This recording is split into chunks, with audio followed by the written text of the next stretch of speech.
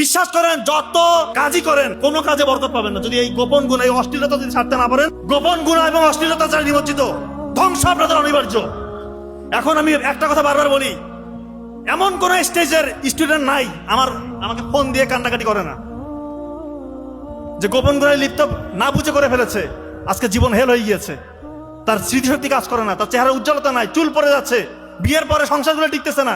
প্রবাসী ভাইরা বলতেছে, স্যার এমন ভুল করছি, এই যে অশ্লীলতা ছড়াচ্ছে, এই যে মোবাইল ফোনগুলা, এগুলোকে দেওয়া হয়েছে যুবক সমাজদেরকে ধ্বংস করার জন্য। আর এখন যুবক সমাজ এই ফাঁদে পা দিয়েছে, এটা শয়তানের ফাঁদ।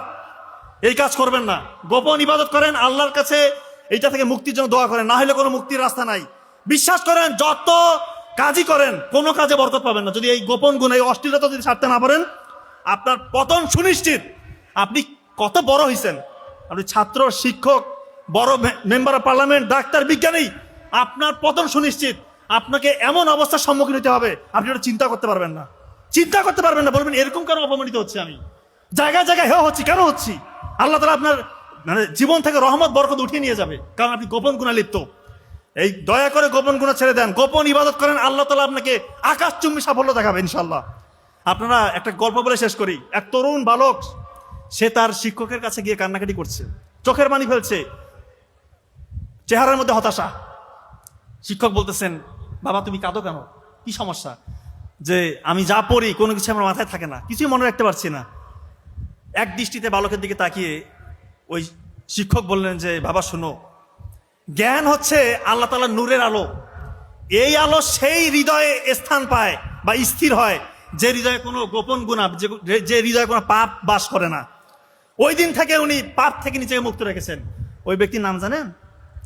ইসলামের 4 ইমাম, তার এক ইমাম শাফি রাহিমাহুল্লাহ।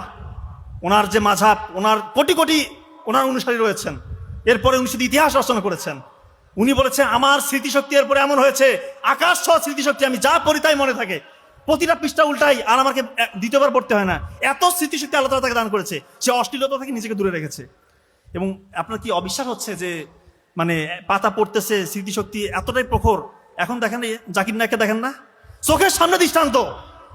কি সে জানে না রে বাবা রে, পবিত্র কোরআন, হাদিস, বাইবেলের old testament, new testament, Bhagavad Gita, বেদ, তোরা, ত্রিপিটক, কোনটা গ্রন্থে তার নলেজ নাই।